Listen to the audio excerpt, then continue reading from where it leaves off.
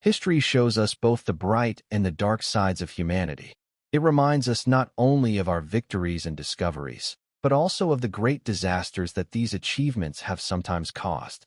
We learn how to win, how to discover new lands, and how to advance in science and culture, but history also reveals humanity's darker face: violence, war, disease, and mass death.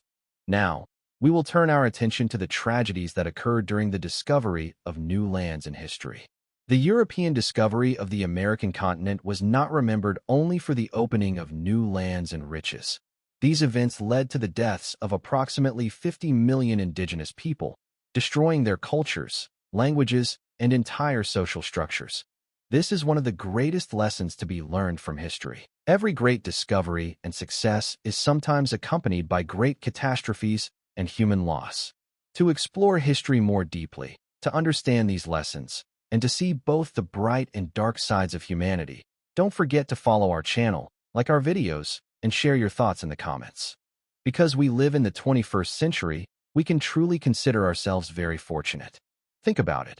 If we had lived in the 15th or 16th century, people at that time did not yet have a complete understanding of the shape of the world. For some, the earth was round. For others, it was flat. Every discovery raised new questions, and every map was built only on assumptions. There were still undiscovered lands, distant, mysterious shores, and unknown oceans that represented both magnificent opportunities and terrifying dangers for people. Every new step, every sea voyage carried both excitement and risk. People set out in search of new lands, often facing fear and uncertainty. For the people of that era, every discovery was both an opportunity and a great trial. Today, however, we can look back with comfort. We live in an age filled with greater knowledge, greater safety, and more opportunities. Every step we take, every decision we make, is far easier and safer compared to the lives, risks, and discoveries of those who came before us. How was America discovered? The year was 1492. The world was still not fully known. Maps were incomplete, and the end of the oceans was unknown. People either did not know what lay beyond the Atlantic Ocean or were afraid of it. Some believed there was nothing there, while others thought they would fall off the edge of the world. In the midst of this uncertainty, a sailor named Christopher Columbus thought differently. He believed that by sailing west, he could reach India by a shorter route. His goal was not to discover new lands, but to shorten trade routes. In other words, America was never part of his plan. With the support of the Spanish Queen, Columbus set out with 3 ships, the Santa Maria, the Pinta, and the Nina. For months, they sailed through the middle of the ocean with no sign of land. The crew was afraid and wanted to mutiny, but there was no turning back. And finally, on October 12, 1492, the sailors saw land. When Columbus arrived, he believed he had reached India. In reality, he had stepped onto a completely new continent for Europeans, lands that would later be called America. He never fully understood this. But was Christopher Columbus really the first to set foot on these lands? Columbus was not the first human to arrive in America. When he reached these shores in 1492, America was already filled with people who had lived there for thousands of years. The continent was home to ancient tribes, cultures, cities, and advanced civilizations. They knew the land, practiced agriculture, and lived with their own languages, beliefs, and ways of life. In other words, Columbus did not arrive in an empty world. Moreover, many historians believe that long before Columbus, other people had already reached these lands. Around the year 1000, the Vikings, especially Leif Erikson, arrived on the shores of North America.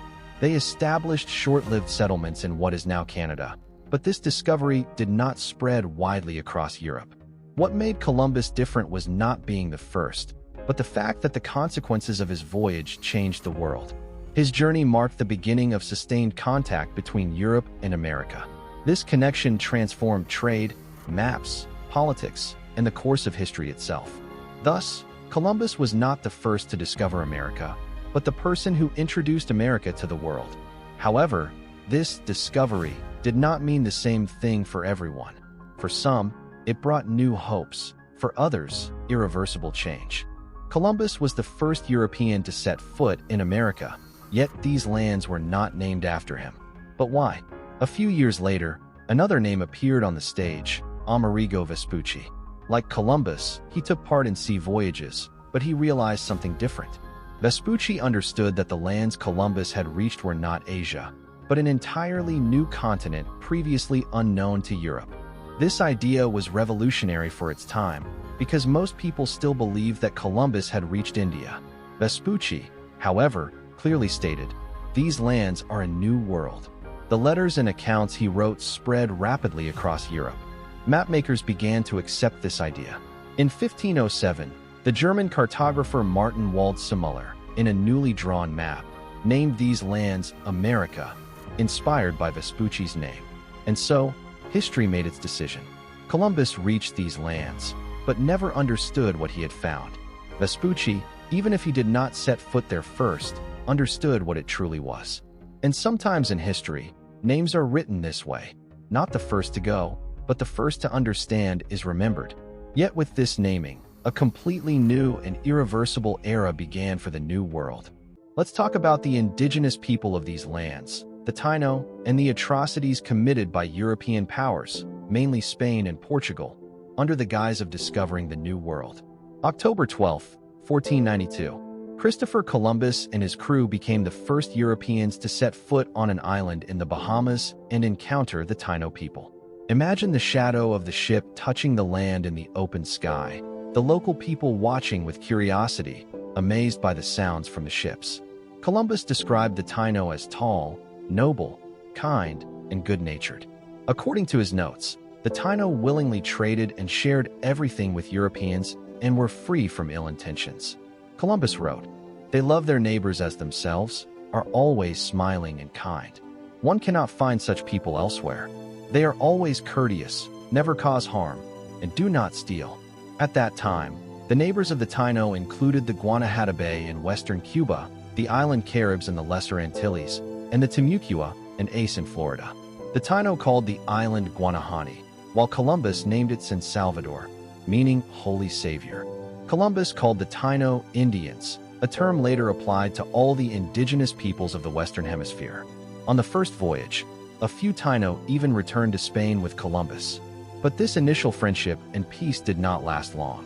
On Columbus's second voyage, the Taíno of Hispaniola were required to pay tribute. Every adult over 14 had to provide either a hawkbell filled with gold or 25 pounds of cotton every 3 months. Those who failed to meet these quotas faced brutal punishments. Hands were cut off, leaving victims to bleed to death. This inhumane system naturally led to several Taíno uprisings. In 1511, in Puerto Rico, several caciques, Aguibana II, Arecibo, Haya, Jumacao, Uraoan, Garionex, and Orocobics, allied with the Caribs to try to expel the Spaniards. However, these uprisings were suppressed by Juan Ponce de Leon's Spanish Indio forces.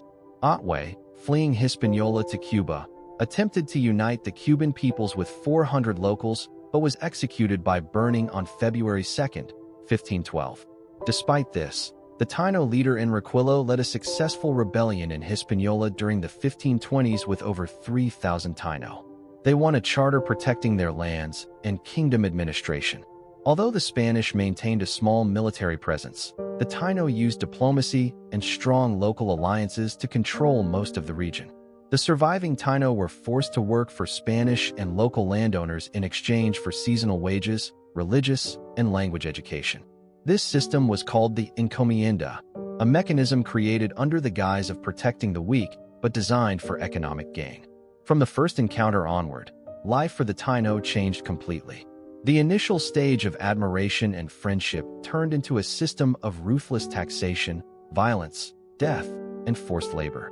For Europeans, this land was a discovered territory, but for the natives, an irreversible tragedy had begun. This story shows that discovering a continent in history was also a process that transformed people's lives and, at times, resulted in catastrophe for certain peoples. The Taíno culture almost completely disappeared with the arrival of the first Europeans and the establishment of colonies. The main reason for this was their lack of immunity to infectious diseases. The first smallpox epidemic in Hispaniola occurred in December 1518, or sometimes January 1519. The devastating impact of this epidemic was immediate. 90% of the surviving indigenous population died from the disease. But this was only part of the destruction caused by disease. Military conflicts and the harsh, brutal labor system imposed by Spanish colonists also led to the deaths of thousands. By 1548, the native Taíno population in Hispaniola had fallen to fewer than 500 people. A culture, cities, and villages that had existed for millennia were almost erased within a single generation. Efforts to preserve Taíno culture and identity began many years later. From the 1840s onward, initiatives to create a semi-indigenous Taíno identity appeared in Cuba, the Dominican Republic, and Puerto Rico. This process accelerated in the 1960s in the United States, particularly among the Puerto Rican community. Thus, the story of the Taíno people shows us that the process Europeans called discovery was not merely about finding new lands. It resulted in the irreversible loss of a culture that had existed for thousands of years. History here speaks of both magnificent discoveries and profound tragedy, and we must not forget it.